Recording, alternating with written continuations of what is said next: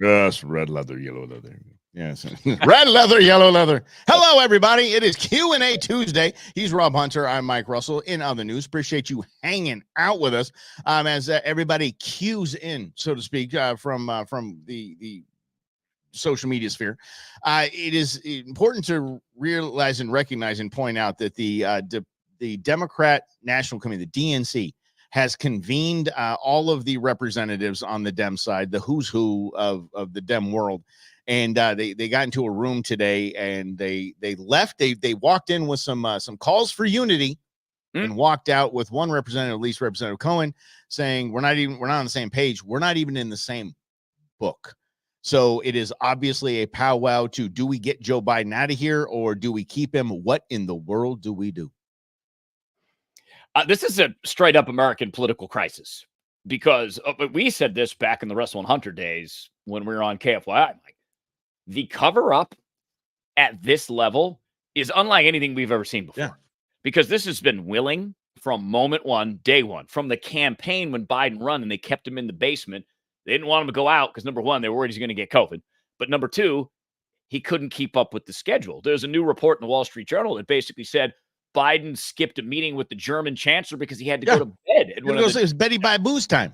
Yeah, to get out of there. And I say that this is American political crisis, but it's caused by us because collectively we've just gotten dumb, I think, in this country and just refused to see what the truth actually is. We're like, it's fine. It's fine. Oh, okay. Let's have two candidates nobody really likes and let's do it again. No, it's going back. It's going back, Robbie, and we'll get to your questions. But yes, Brendan did not get us the questions, so we're flying blind here, totally flying blind. You let us down, buddy. You just let us down.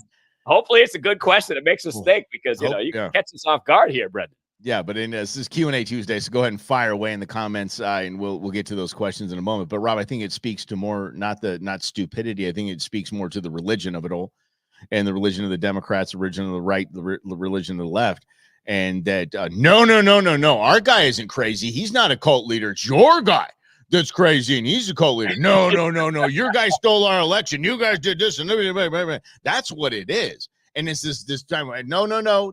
Our guy isn't crazy, and no. Our guy isn't falling downstairs and whatnot. Holy mackerel! And it does go by, and it was a concerted effort. It was a really concerted effort for them to hide this from when he was running in the basement. Yep. And I'll dig it up. I'll try to find it. Hopefully I have for you by tomorrow. One example, when he was on one of the late night shows from his basement and he was showing a picture and it had his teleprompter in the reflection of the picture. And remember, they would never say, I would never say, would never have a teleprompter. He said teleprompter right there. People feeding him the answers. Everybody's been complicit in this. And now it's time for the, I didn't know. We should have a meeting, guys. All of us Democrats, we should have a meeting to see what we're going to do. This meeting is not about anything but their own preservation. They do not care about losing the White House to Donald Trump. They really, truly do not care about losing the White House to Donald Trump because they've made a career off of Donald Trump. They make money on Donald Trump. They're fine with Donald Trump. They stay relevant if Donald Trump is in office. This is them saving their own tookuses. Tookuses? Is took-I? What's plural for tookus? Saving their own butts. And if they saving their own butts because they understand that this, I would say, sham that that's been exposed, that's been hiding in plain sight, is going to affect the down cards, their elections. 100%. And that's long the problem, right, is that each politician only cares about themselves and staying in power because there's a certain cushiness to that life, to have that congressional office, that Senate office, to have a staff. Healthcare. To have health care, to have a pension, to have money to spend, power, insider trading, yes, to make money off of. So, of course, they want to stay in that position to go back to the relevancy thing, right? Tony Robbins talks about 6 human needs. And the 6 human needs are the need for certainty. We'd like to have some things that we can predict in our lives. Certain need for uncertainty, because if you were only predictable, you'd be bored out of your mind. We have a need for love and connection. We have a need for significance. And significance is, I know this very well. This is one I have struggled with. That feeling you need to be significant. And many politicians get it from their office. It becomes part of their identity. You don't want to be yes man bubble. Remember J.D. Hayworth? J.D. Hayworth, who used to be on afternoons at 550 KFY before Russell and Hunter. And he did horrible in the ratings because he was boring. but he hated being former Congressman J.D. Hayworth, so much so he sent letterhead 10 years after he was out of office from the congressional desk of J.D. Yes. Hayworth. Bro, I you think spent like 2 years. Get out I of think here. it's from the desk of former congressional, whatever, something like that. Yeah. Remember when Obama started that? Obama started that with on the front of the his little podium, his little lectern there. It said from the office of the president elect, which wasn't even a thing. From the office of the president elect. Exactly. I'm more important than no, you're not as important as the president until you actually take the oath of office. Let's jump in on these questions. We'll start with Rhonda, and then this is an easy one, Brendan. Let me tell you, it goes kind of a funny little story. But top five. Okay, top five. George Washington, of course, was the last human to be qualified to be the president of the United States because they offered him king, and he said, "I don't want it." So if you don't want to be the president, you're immediately qualified to be the president of the United States. Come on, Teddy Roosevelt for me. That's an easy breezy. He's my man. Rough Riders. And then let's see, we go with Lincoln and old Ronnie. And did I give you five? I think you need one more. I'm going to go with Taft. Washington. Yeah. I have no idea. No idea. Yeah, I have no idea. But yes, yeah. So, okay, Robbie, go ahead. I would have most agreement with that. Washington, Reagan, Lincoln for sure. Other than that, you know what? I don't really know that much about his presidency. I know that he was a badass. He was a rough rider, cool dude all around. National parks, our system of conservation. Mm-hmm. Same. That's why that's why he has my vote. I'm going to go with William Henry Harrison, who served for 3 months before he died of pneumonia because can't really screw things up in 3 months. So an administration of potential. That's what it is. Exactly. His legacy is potential. Right. I think I would put Jefferson in there, although I don't think Jefferson was a perfect president. I think probably the only perfect president we've had was Washington. Perfect, exactly. Because he walked away, said, "I'm good. I don't want to be buried under the Capitol. I'm going to go make some whiskey here in Virginia and hang out and have a good time." I think Reagan, because of that big tent approach that he had, which I advocate for Republicans to do, because it was like, okay, the country's going great. So I'd have to think about, I'm going to see if there's a dark horse candidate in there somewhere. Barack. Okay. No, I'm kidding. That's the right thing to do. Put me in the top five. Top five, I am. I'm top five. I actually have done some investigation on JFK, and I used to not like JFK as far as a president goes. He had a short presidency, obviously, but the more I learn about him, the more willing to take risks he was, and I kind of like that. I wish Lyndon Baines Johnson wasn't his vice president, but that's a different story for a different time. And Kennedy's presidency wasn't perfect. Obviously, Bay of Pigs invasion was a disaster. CIA set that up for failure, by the way. And then the start of the involvement he didn't really start the involvement in Vietnam. That was an Eisenhower thing, but he kept the ball rolling. Again, CIA. So I think I would consider JFK in my top five list as well. Okay. All right. David came in with Washington, Lincoln, Reagan, Jefferson, and James Monroe. All right. That's good. That's a good five right there, Dave. That's a solid. This is like a starting five. What's your starting five? Exactly. Calvin Coolidge for Rhonda. Look at that. Rhonda, why did you put Calvin Coolidge on the list? And I don't know what number was he. What number president was he? 29. I don't understand. How would you know that? I'm guessing. I don't know. Oh, okay. I was going to say, God, you're nerdy. Like I remember I brought up a piece of legislation that was passed. Remember, it was the I forget what it was called, but it was the Taft something. It was the no propaganda can be spread amongst the citizenry, amongst we the people. And I said the year, and you said the president that signed it. I was like, you are a freak, dude. You're an absolute freak. Because he has Cool in his name. I dig that. Cool in the Gang. They knew him as Cool in the Gang Coolidge back in the day. Yeah, that's actually where the band got the name, Cool in the Gang. Clearly. Yeah. Celebrate good time, Calvin Coolidge. Brendan, I decided a long time ago, me and my real estate partner and I decided to get into talk radio, and that is of itself a weird story. We had no training. We didn't know what to do. We just like to debate and talk, and that's what we like to do. I have a public speaking background, but that's about it. Sales training background, that's about it. But I was like, let's give this a try. And we found out there was this new kid that came into town out of somewhere in New Mexico. So we thought he brought meth. And we knew he was coming into town. He was working at one of the big stations. And so we decided to call this kid up, Rob Hunter, and ask him to lunch. And we went to Five Guys. Went to Five Guys? No, Five Guys. Went to Smashburger. Went to Smashburger. Yep. And on Camelback and 20th Street over in that. by the Biltmore area. Yeah. Mhm. And then we hooked up there, and Rob just gave us a bit of spit some wisdom. And I've been essentially following this guy through his career. When he would move, I would take that position. He'd move, I'd take that position. Literally the way it was. And we've been hanging out. We've been amazing friends ever since. Did I miss anything, Robbie?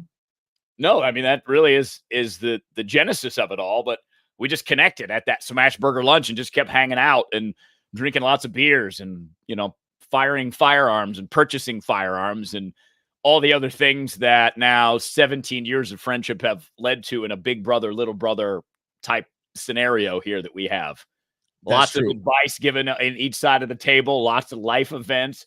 Mike and I know things about each other that no one else knows. I mean, that's kind of how Russell and Hunter, the bromance, rolls. Yeah. And so I mean, that's we're not going to tell you those things either. No, we're definitely not going to tell you those things. And B, that's basically that's why we haven't separated as hosts, as co-hosts, because dude, you ain't leaving me. Yeah, I know too much. Too much.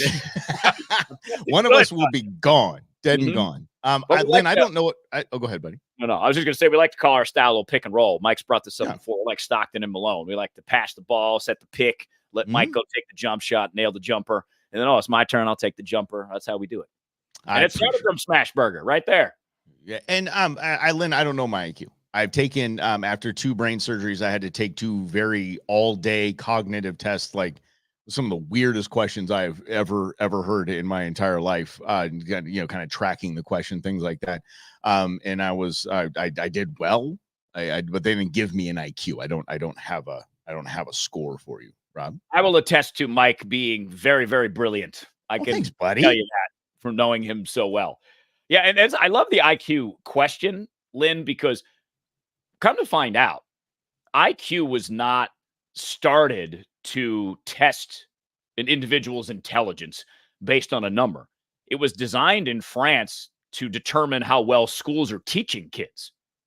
So I think that measure of IQ, intelligence quotient, is number 1, misunderstood, and number 2, outdated, because the higher the number, the more effective we think someone is. But I would cite you Jimmy Carter, who supposedly has the highest IQ of all the presidents, but was the most ineffective president in our lifetimes.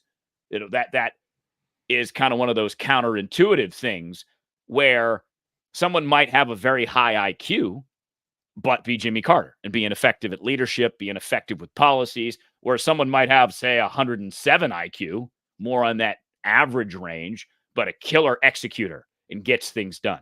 So I don't know what my number is. I think I took a test when I was a kid. It's probably like 94 or something like that. What's that? I was getting backwards, but it's like, what's the difference between intelligence and wisdom? Intelligence is knowing tomato is a fruit. Wisdom is knowing not to put it in fruit salad. That's a good one.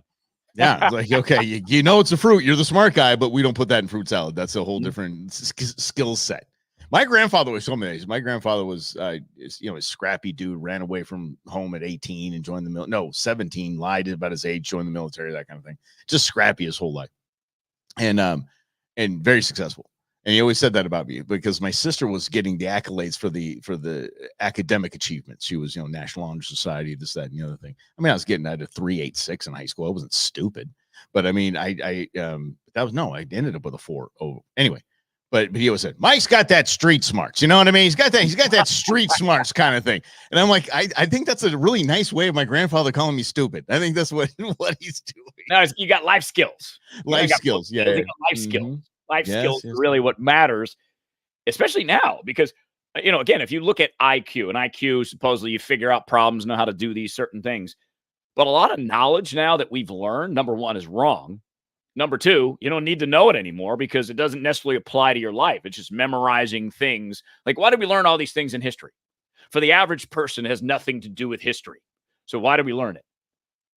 When you can look it up on your phone, when you can Google it, when you can look up the Battle of Runnymede if you want to. You don't need to do it in a school classroom in a book.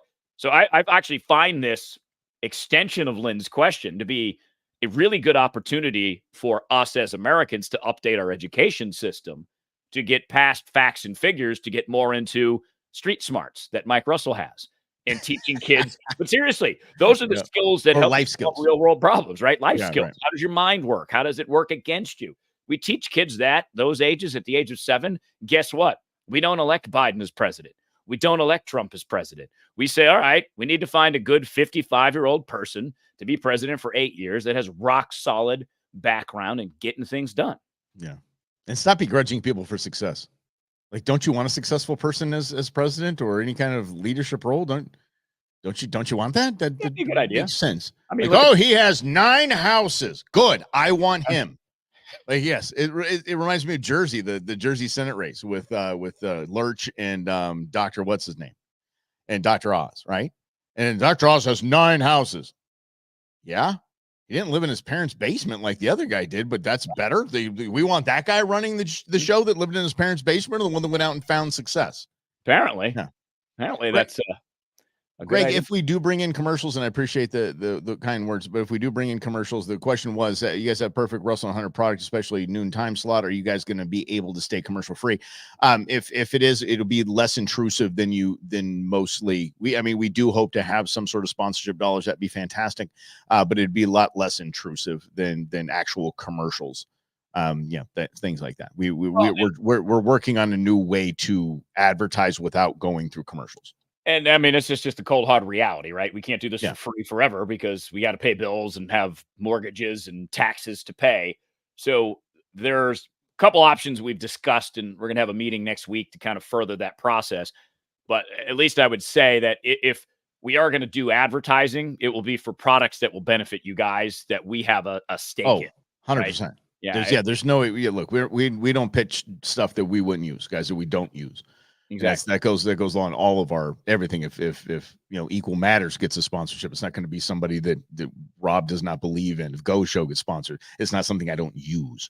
Mm-hmm. I mean, it could be stuff you see us on website or something like that promoting some kind of deal. That is a product that we have used, and we'd say, yeah, you guys. So anyway, 12 minutes of commercials over the course of an hour. Jeez, like your average radio station is probably doing 12 to 15 20. plus traffic, weather. Yeah, and you add in all those extra elements. There were hours where, because, Mike and I had to do the podcast, and you could see the amount of time you talked. Some days it was 27 minutes over an hour. Yeah. And now it's basically in a political year, that's Yep, which is probably, if you're listening to KFYI or the other station we used to work at, KTAR in Phoenix, you're probably hearing the same thing. You're hearing 8-minute, as we call them, stop sets. Yeah, we actually, it took us a little time to get the legs to do an hour, 2 hours, whatever, without commercials. This is it's just, but now it's easy. But I mean, at first it's like, damn, don't we have a commercial break coming along here? I gotta pee.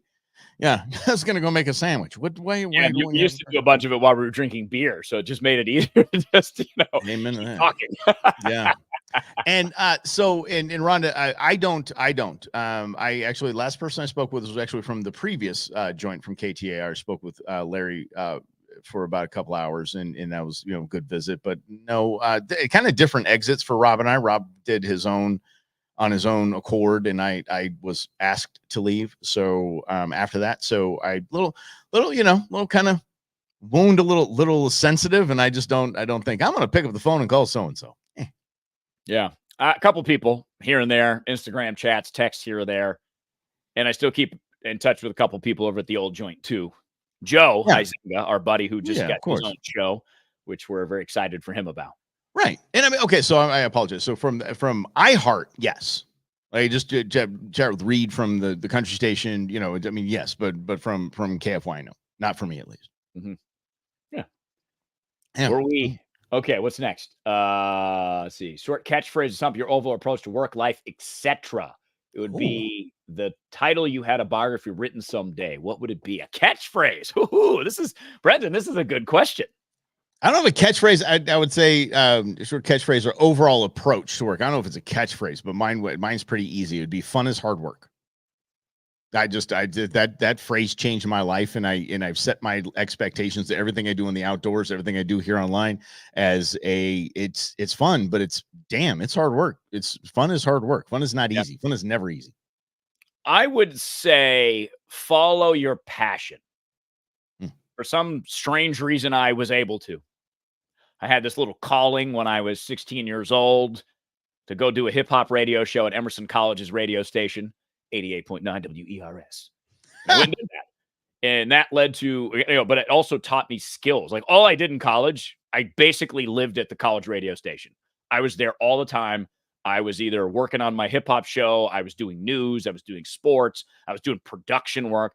I was learning everything that I could, how to use the equipment, how to build effective techniques to broadcast well.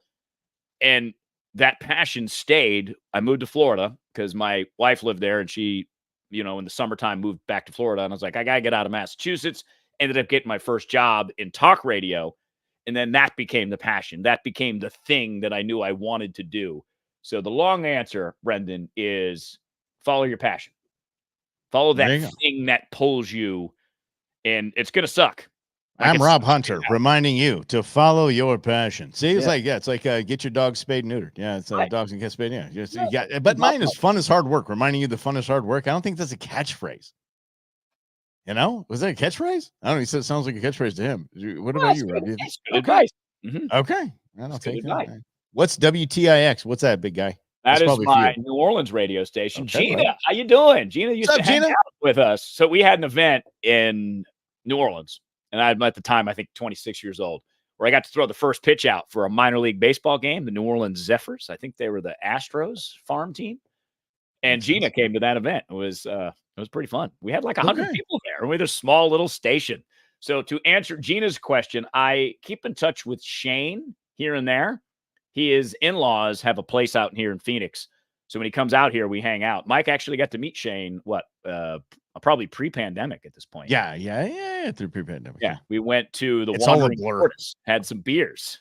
Yes. Indian School Road there. I have not kept in touch with Crystal, though. Crystal was my producer, an Emerson College graduate from New Orleans. So when she came in and applied for the job, I'm like, okay, you know what you're doing. You're hired. Last I knew, she moved back to Denmark, originally from Denmark, and moved to New Orleans when she was a kid. And I think she's back in Denmark now. But yeah, that is a shame, Gina, that I don't get to keep in touch with her as much as I would like to. All right, Rob. Greg's got a question about this is a Q&A. Keep them all coming, guys, as much as you want. What were the Hanson, Massachusetts women like in the 80s and 90s? Be honest in details, please. Oh. I'm ready. Let's go. I'm here we go. Rob. Go ahead. Tell us all about it.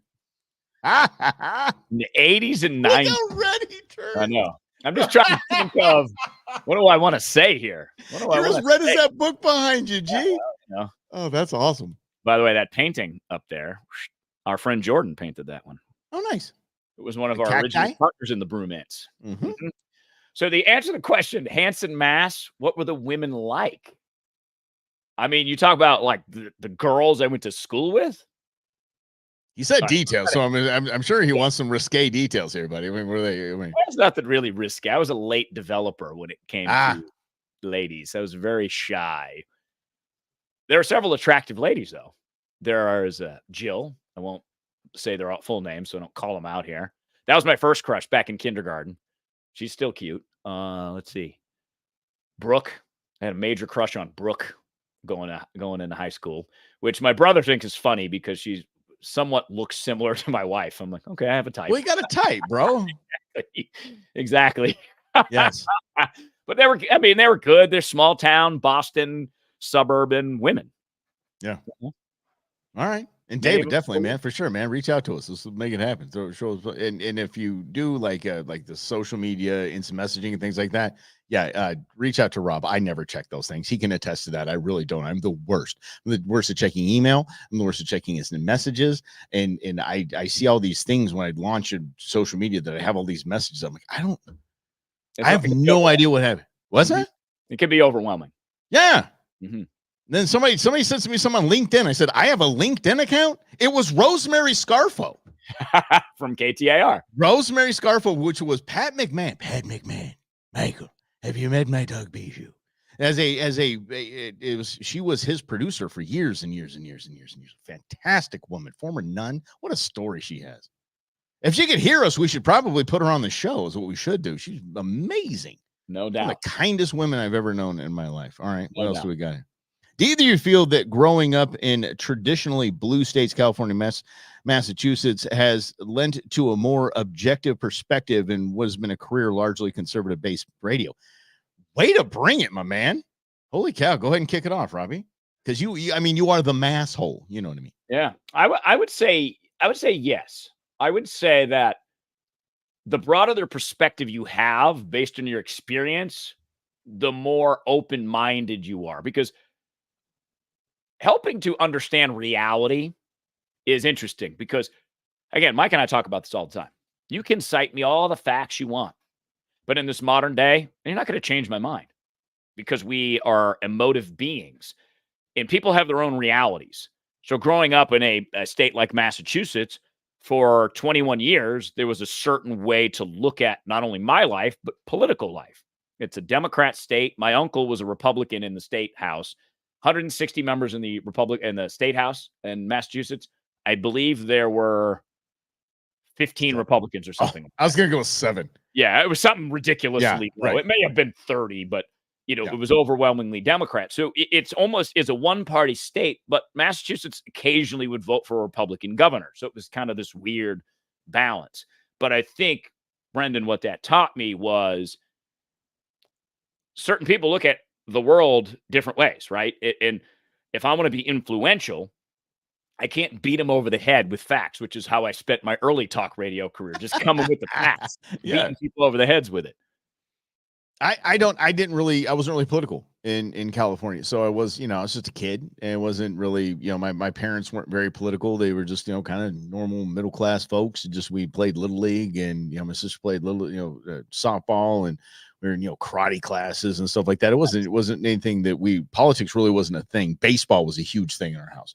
So mostly it wasn't news. It was Dodgers. So that's what was on all the time in our house. And that's at least what I remember. I always say that Vin Scully's that's why I call him Uncle Vin. He was like kind of like the soundtrack of my childhood, especially in the summers.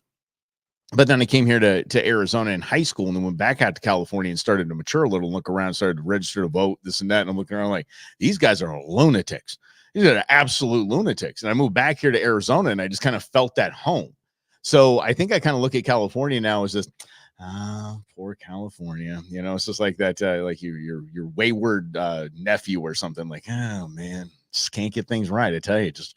Whew. But no, I think my political life was just my leanings was just from my basically somewhat traditional values and my outdoor ways and just kind of aligning. I remember when I got something in the mail when I was 18, I got some mail from the NRA.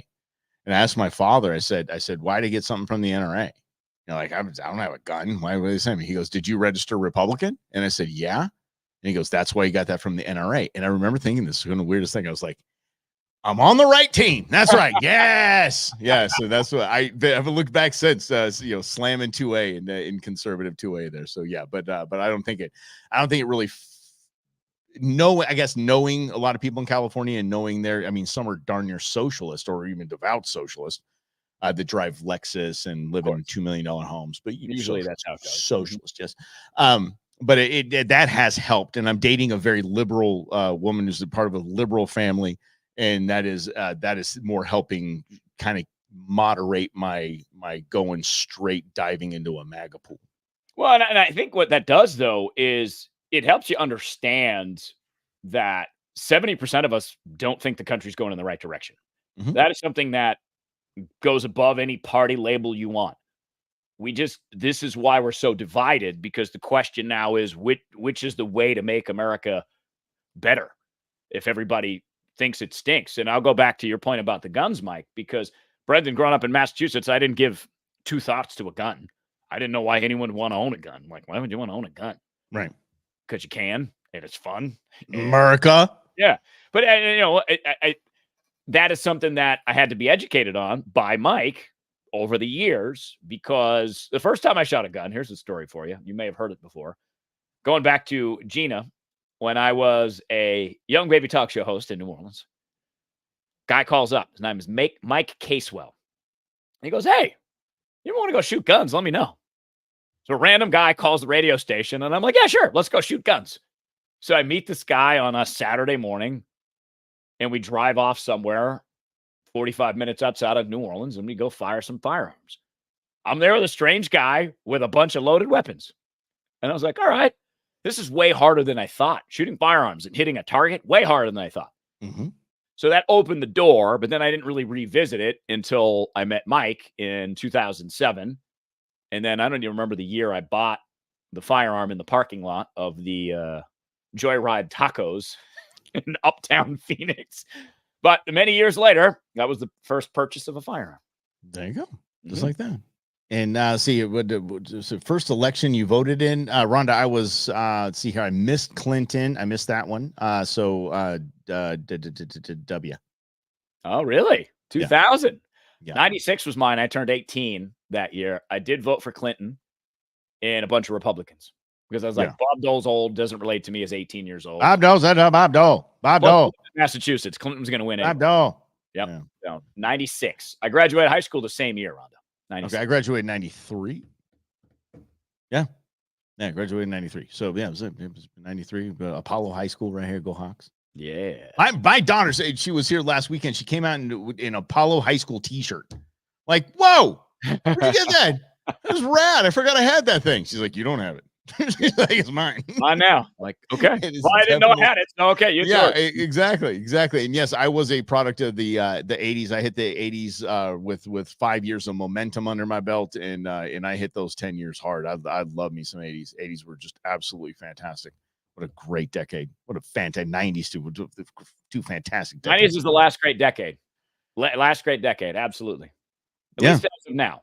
It's all gone downhill from there because in the 90s, we had so much expression, so much art, so much great music. It wasn't just one genre. There was like 12 genres we could all listen to. Yeah.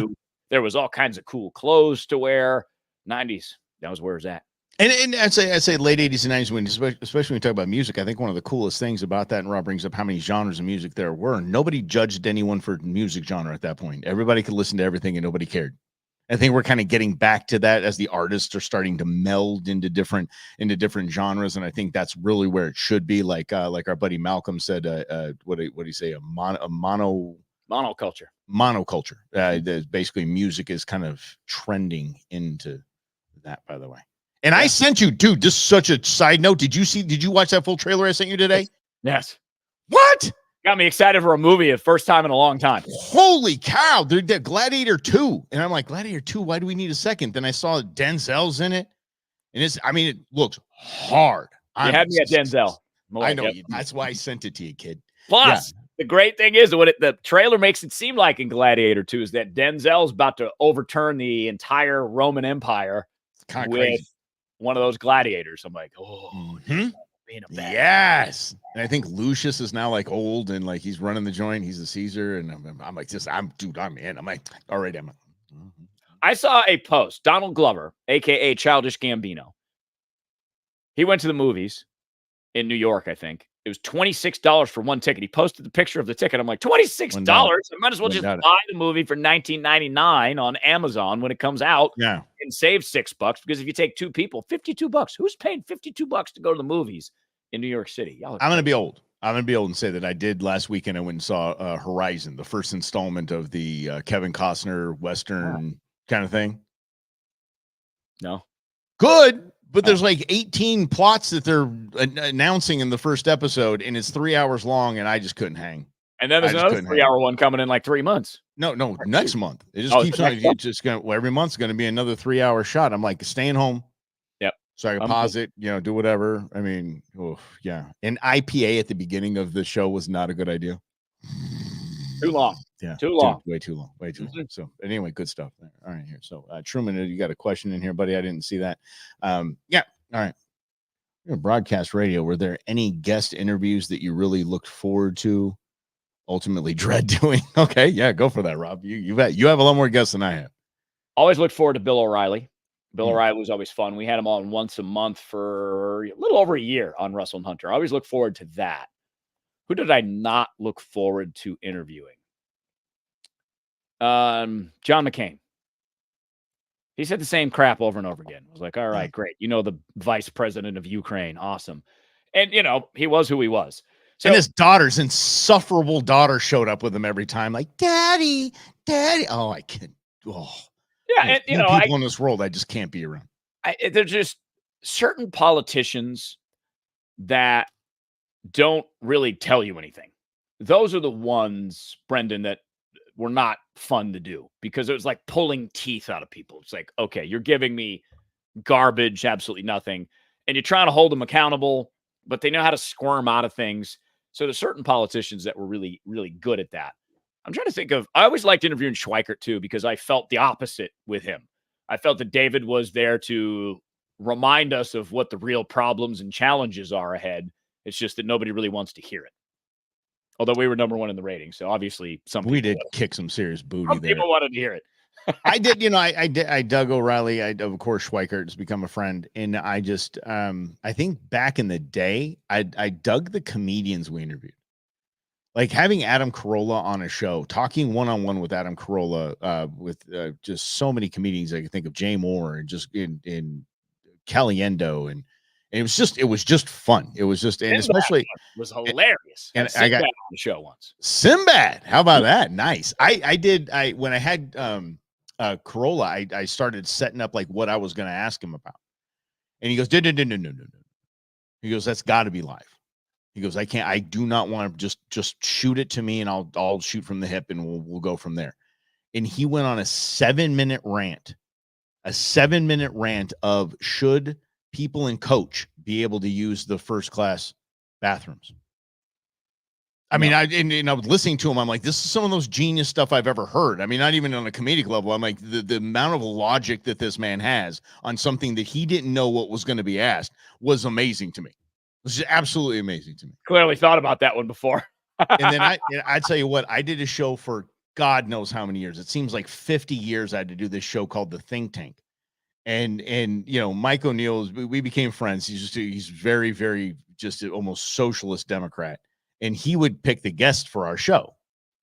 And some of those interviews, I wanted to gouge my eyes and ears out with a shrimp fork, because I just couldn't, I couldn't deal with it. I was like, I don't even know why I'm here. Nobody is speaking logic here. No one is speaking fact or logic. That drove me nuts. Those, yeah. That'll do it. Yeah. Greg asked if we think Kerry will beat Mark. Yes, I do. Unfortunately, yes. I think that he doesn't have the money to compete, which is a big challenge. But he's the better candidate, but the better candidate seldom wins in these days.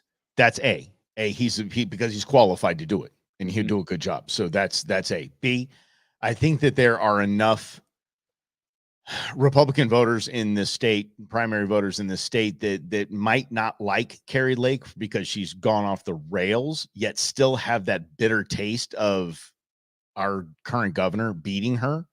Whether that is stop the steal, whatever it is, there's a good handful that just like it doesn't sit well with them. And they want Kari to have her, okay, Kari, we're going to, fine, we'll send you to DC then kind of vibe. And I think that just that feeling would, I think, override any common sense and see a better candidate in Sheriff Lamb for sure. Well, but if that guy stays sheriff, I'm happy. Our state is actually not. He's not running again for sheriff. That sucks, because that weakens not only our state but our nation at the same time. But at the same time, that proves what Mark Lamb really is. He's not running for two offices or staying in one office while running for another, whereas Kari Lake is just annoyed that she couldn't beat the worst gubernatorial candidate in Arizona history, at least in a long time, maybe since what's his name? Who was the dude that did the alien thing? Alien thing? Who brought the alien guy out when the Phoenix lights happened in 96? Oh, I don't know. The worst governor we had was Ev Meekum. Ev Meekum was the worst dude we had. Yeah. He threw the P word out there that I'm not even allowed to say, streaming. And then he also, his first act as governor, his first official act was to abolish the Martin Luther King state holiday. So that was solid. Good job. Great job there. Yeah. And I think that I always look at these as wake-up calls, because if you're Kari Lake and you're polling behind Ruben Gallego, that tells me all I need to know. That tells me that people don't like you, because Ruben Gallego is awful. He is the awfulest, wannabe, progressive, jackass, do whatever. I mean, he's just a grubby, gross, greasy piece of garbage. What he is. And he likes to drink a lot. He does. I have video of it. Rob, when did you realize you were a dyed-in-the-wool libertarian? 2003, Iraq War. when Yeah. I realized that was a bunch of crap. I was like, this sucks. And then I've showed you the book Mugged by the State. I read that book right around that same time, and it's all about power abuses by government. And then I started investigating the FBI, and they'd done the same thing. And that was pretty much when I became a full-on fledged libertarian, 2003. So I'm old enough now to be a libertarian drinker, 21 years. And Greg said, Mike is a Republican, of course, a Republican, yes, of course, and that's because of Rob, and it really is because I really never took the 30,000-foot view, really, of anything. I think I speak for a lot of Americans, the vast majority of Americans that don't take a 30,000-foot view of their party, of the political landscape, and really what's going on. And once you start to take that type of view, that high of a view, then you kind of look at your own party and go, really, guys? Really? I mean, I know we're the conservative team. I get it. But can we get back to this whole Constitution thing? Small government? Can we, gee, I'd really like to do that. Can we please? Yeah, they didn't invite me to the RNC. So no. And I love it that we weren't born in technology, Greg. I think it's a great thing. Gen Xers were not born in technology, but we had to, we can go between an analog and digital world seamlessly, like night walkers. We can move in between, we can move in and out of technology all day. And that's what makes Xers dangerous. That's what makes us as arrogant as we are, because we can survive in both worlds. Well, I think this is fascinating because this is just something I haven't really talked about, but having the internet had a massive impact on the way my brain works, not in a good way. So I used to love chat rooms back in the day. Mm-hmm. And I was way too young to have chat rooms, to be honest with you. And it shaped the way that I viewed certain things. And that I don't think is a good thing, especially now that it's faster. There are studies that show now 1 in 3 kids, and Mike and I, we talked about this the last week before. 1 out of 3 teenagers between the ages of 12 and 17 is severely depressed. And it's spiked since 2011, when smartphones really became prominent, ubiquitous, if you will. So there's obviously a tie to how the brain works, the chemicals that fire in your body, to having this technology, because you can compare yourself to everybody in the whole world. You might want to be an influencer at the age of 14 and wonder why you don't have 1 million followers. What do you have to do to get 1 million followers? I do think that because we're Gen Xers, we do have that straddle in both parts, which is going to be advantageous going forward if the baby boomers would retire and get out of the way, because Gen X is the last generation, to Mike's point, and to your point, Greg, that understands what life was like without advanced technology. And we talked about flip phones yesterday. I am really not liking all this technological creep. I find myself wanting to be less attached to it. I find myself flipping through Instagram going, what am I doing? All of this stuff is boring. Why am I spending my time on it? So I wonder if there is going to be a bigger reverb pushback effect, because they're always in a rebellion in a way, right? Every generation pushes back against the older generations. And I wonder if, because technology has that ability to warp people's brains in negative ways, if people will just step away from it. But I don't know. Actually, Brendan brings up a point that was brought up kind of a little bit earlier about McCain, about, we used to be on a station that really liked history, that liked McCain. Says you can't say anything bad about Rubin, otherwise you hate veterans. And that was the thing with McCain. I was like, how long do we have to keep smooching this guy's booty? It keeps screwing up over and over and over and over again. Thank you for your service. Should it be about where it ends? And there we go. Thank you for your service, sir. You are a hero. You truly are. We've given you the keys of the castle. You truly are an American hero. That's it. Then I don't like your record. I don't like what you did. I don't like the whole dossier thing. And I mean, just that's a perfect prime example. So yeah, he was one of the ones that gave it to the FBI because it landed on his desk, the Russian dossier about Trump, the Clinton document, if you will. So I was, I mean, that kind of, it just bugs me about it. All right, can't say, and he's right in saying that. I mean, it's hard. Oh, well, you obviously don't like veterans then. Okay, sure. Yeah. I don't like veterans. I don't like some veterans. I'll say it. Some veterans are a-holes. I don't like some cops. Some cops are a-holes. Some first responders, some soldiers. I'm sorry, guys. This is what it is. There was I remember back when I was on KTAR with Daryl Ancarlo. If you guys go back that far on KTAR, there was a veteran who, I don't remember if he was flying to a next post or coming home, and he had bags. and whatever airline charged him for a second bag. And we were like, oh, why would you do that to a veteran? So I found the guy. I put him on the phone, and he was a jerk. I was like, I wouldn't give this guy a free bag either because he feels like he deserves it because he's wearing a uniform. No. That's the kind, like, there are all kinds of people. I don't know, maybe it's 4%, 10% or whatever, that just because you served doesn't mean, all right, cool, you're a hero for the rest of the life cycle that you have. Right. Mm-hmm. Yeah, we need to not be afraid to be, critique people that need to be critiqued. So I think that is it. And I think to go back to the McCain, and I get why. There's a lot of radio shows hosts who think that that's the best option.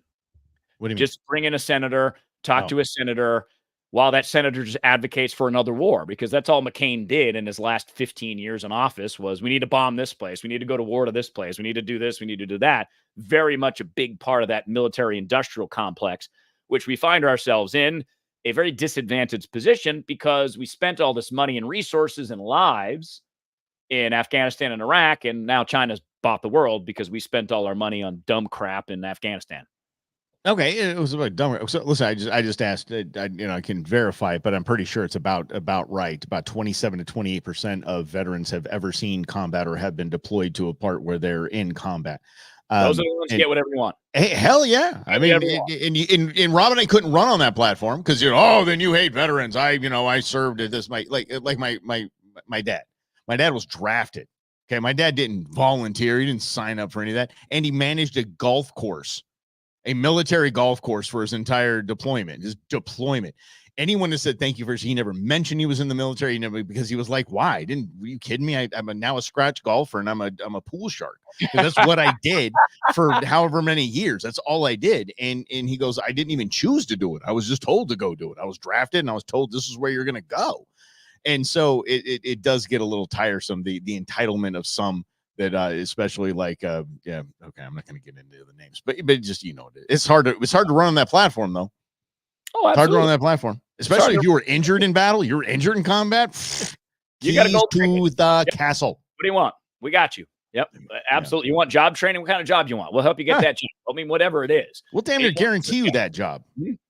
There should be levels, right? Because that's the truth. Because some people serve 4 years and they just serve 4 years and they go live on a military base and do some exercises, shoot some guns. And that's cool. We're glad that you're there because we don't have to have a draft and there is a role for that. But that doesn't make you, for the rest of your life, you went from 18 to 22 and you live to be 92, that you should have the keys to the castle necessarily. Well, here's what you get. No, even if it's that, you get free college, your kids get free college, your family gets free college, you get free health insurance for the rest of your life, your family gets free health insurance for the rest of their life.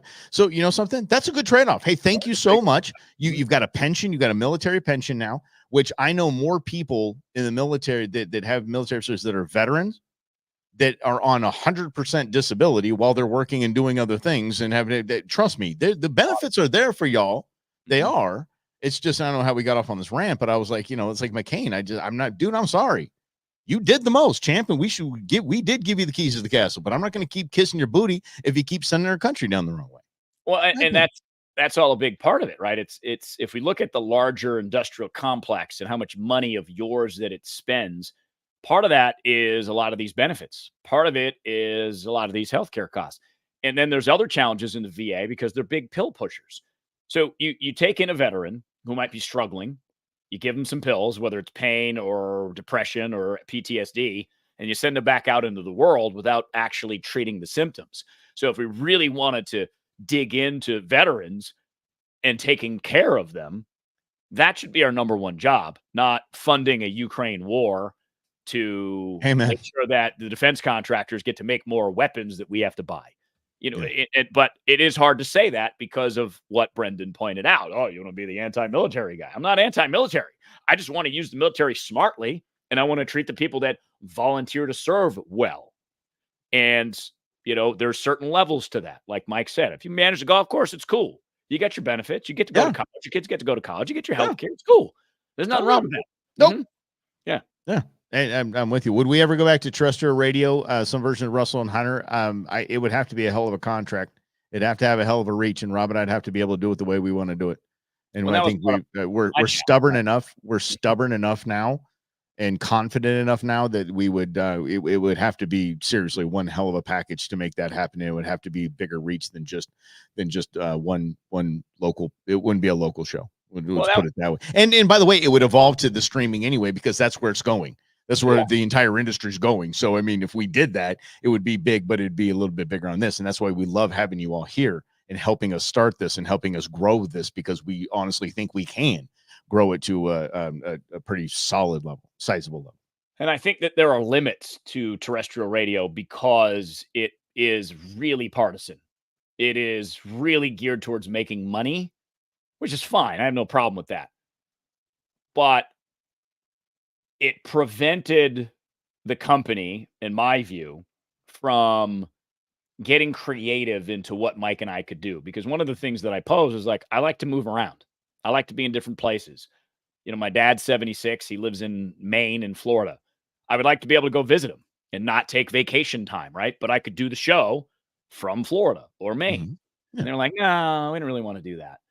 And I think that the limiting approach to any business is not a great idea. And I thought it would have been advantageous because I could, you know, I like going out in the streets, as Mike knows. Not like Kamala going out in the streets. Rob really likes to go out in the streets. I like going out to advance my career in the streets. Yeah, but I thought it would have made the show better. I thought it would have given the show a different, broader perspective. So that's what we're doing here on our own. So would we go back? Like Mike said, I can't 100% say no, but I can't 100% say yes either. Yeah, it would have to be definitely worth our while. Why don't we like Carrie? I love Carrie as a human. I think she's a wonderful person. Spoken with her several times. I think she's a really cool human being, and she would have just absolutely mopped the floor with our current governor had she just stayed that course. And she literally just stayed the course of, I am going to be Carrie Lake, the Carrie Lake y'all know and love, Carrie Lake that has been talking to you every night for 2 decades or however long it was, and she would have just crushed.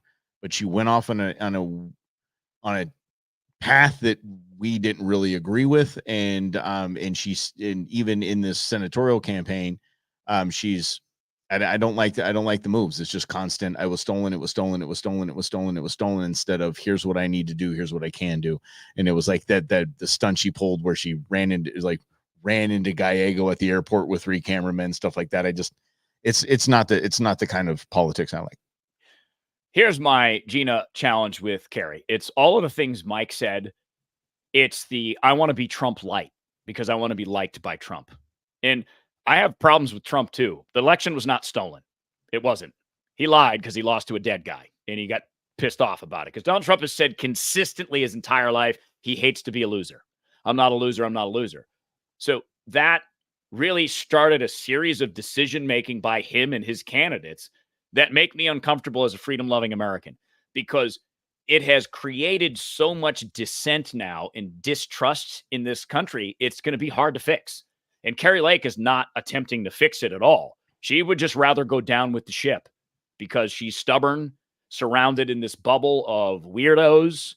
Well, I think it's calculated. She is intelligent. I think it's calculated, knowing that if she goes down and Trump's, I mean, she's still going to have a very high-ranking position in something. I mean, there has to be some sort of self-serving motive behind her There's a word that Trump thinks she's even too much. Like, so, and then again, I don't know. That's all inside baseball that I'm not privy to. But I don't disagree that she's not smart. It's just she hasn't been smart since she lost the election, and hasn't welcomed anyone new.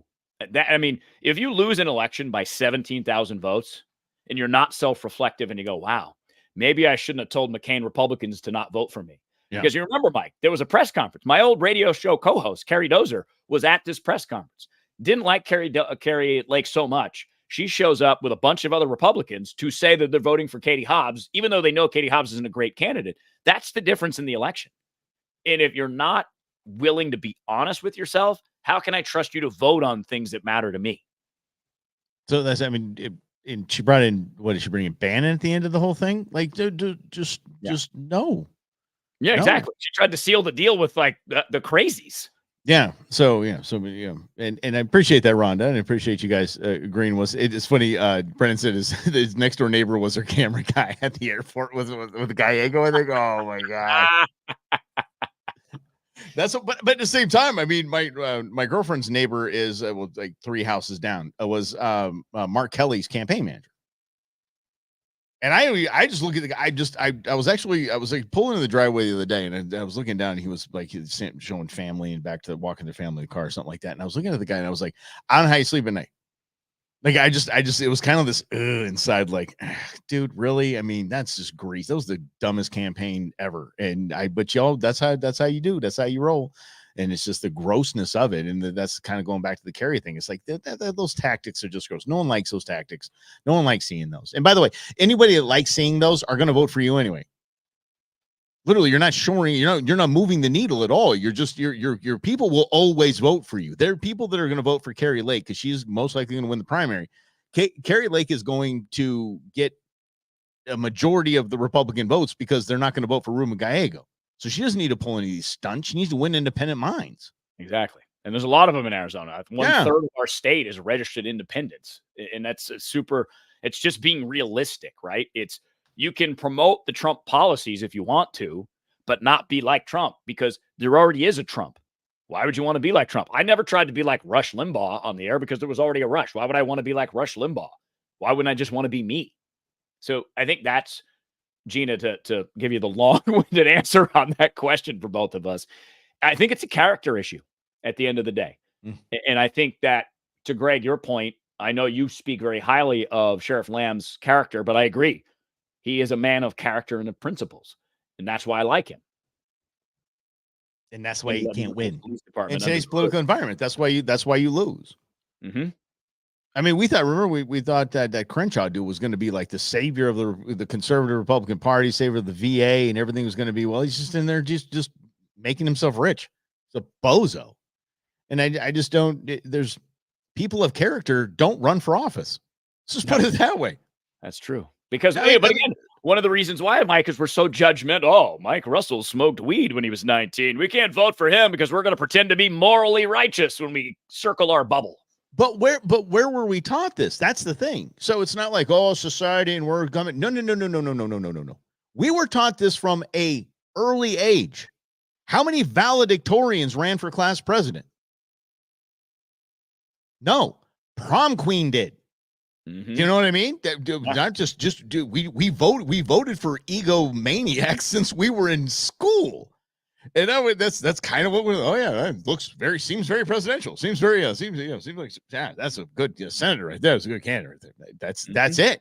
Not what is there? Like going back to the last question, what is your IQ? Like what kind of student were you? Were an A, B, C student? What were you? I mean, what kind of success have you had? Mostly A's with some B's and once in a while a C. I was a damn good student. My that 386 that I mentioned earlier, that was actually the 386 was the cumulative grade point average of our basketball team.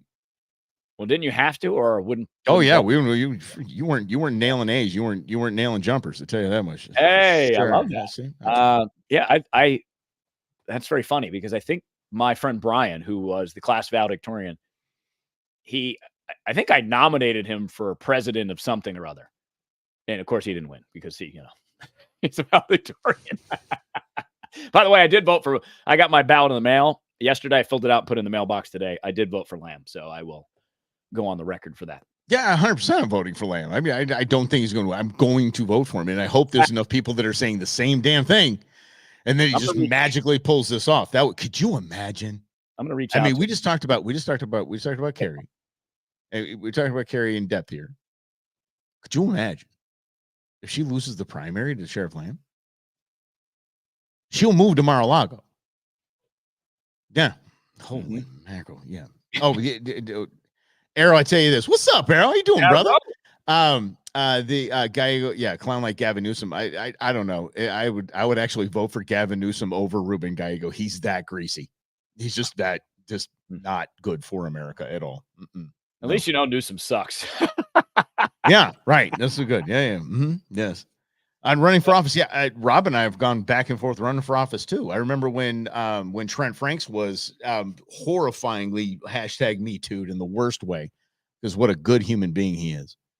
And a guy that, speaking of a guy that doesn't have to be there, dude is an oil fortune. He's wanted to do good. When he was booted, that was my district. And I basically knew that the retirement community up here by my house is you have that, you're good. You win. You get that pocket, you're done. And I already had inroads in there, people in there, the right people in there. So I asked one of the Republican consultants that Rob and I've had on several times back at KTAR. I asked him, I said, what do you think? He goes, give me a day and I'll come back to you. He came back a day later. He's like, listen to a bunch of your podcasts. And no, there's just too much ammo, way too much ammo. This is just too much you have too much out there to run. Mm-hmm.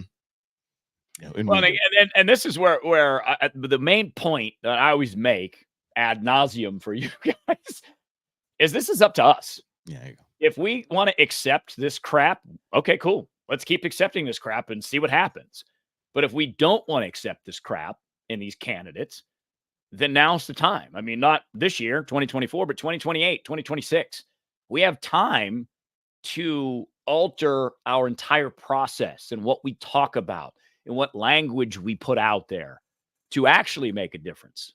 So I think that is a big part of it, is that recognition of our own personal responsibility instead of just like waving the white flag and saying, well, this is the way that it is. And I'm just going to be like Carrie Lake and ride the ship to the bottom of the ocean and have a good time while doing it.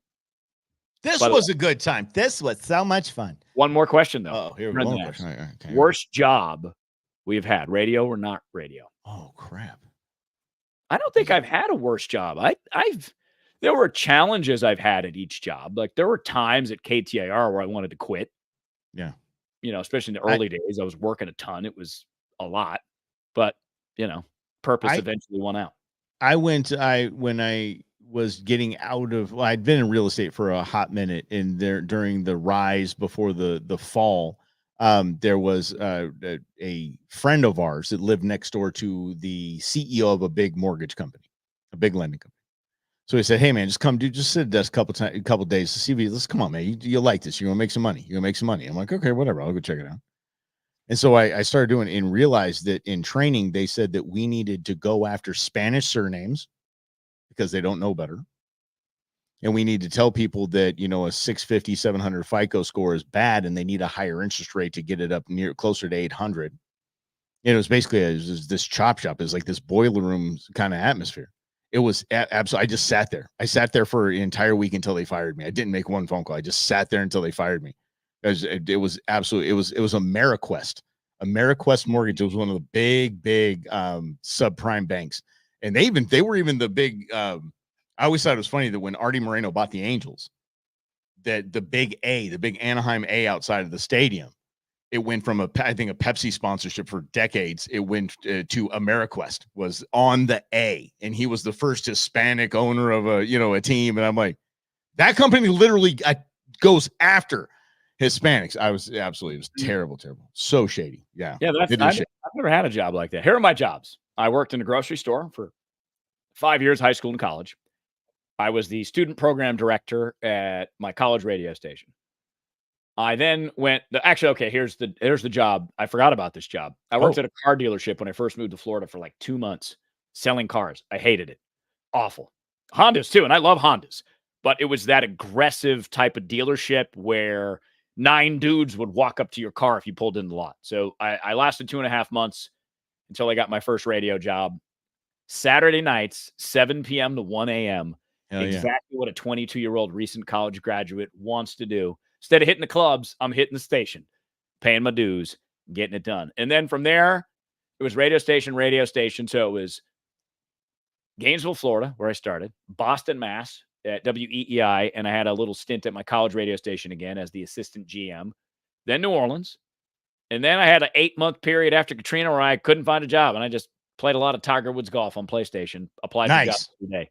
Nice. Farmington, New Mexico, which is a job I really didn't like until recent reflection. And I'm like, it was good for me. Yeah. Humble lessons.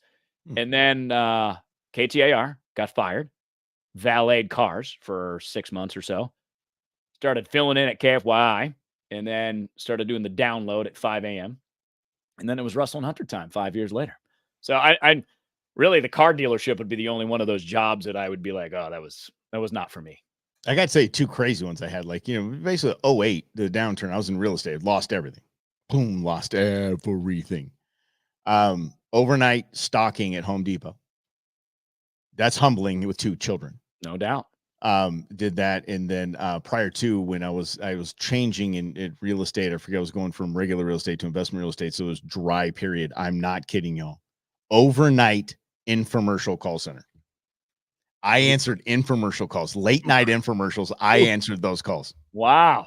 Yep. I sold Tony Robbins tapes. I actually have, where is it? You sold Tony Robbins tapes. Just saying, this is what Mike sold. Dude, seriously. No, dude, the best were the 2, I can't say the M word, 2 little people. I think that's more discouraging than anything. That were the twin investors, like real estate investors. And oh my gosh, the drunk people calling on that infomercial was absolutely fantastic. It was back when the Tilia Food Saver was first brought out. Yeah. That's what funny. A crazy time. I mean, just middle of the damn night, people just How old were you when you did that? Yeah, Lord. 20s. Yeah. Sometime in there. That's funny. Yeah. That's call center just right by the airport. Yeah. Yeah. That is a short time at Home Depot. You rocked the orange apron. That's right. Yeah. Mm-hmm. What's your full-time job now? Here you go. Yeah. This is it. This is what we got. That's why we're asking you to help us out. Build this thing, like it, share it. We'll build it and it'll be just fine like we were last time. It's no big deal. Mm-hmm. Yeah, Mike also hosts the Go Show, which you can catch at 11 a.m. right before us. It's right on the Go Show Facebook page, Instagram, and Twitter. And he also does a bunch of stuff in the outdoor community, Wildlife for Tomorrow being one of those organizations. Yeah.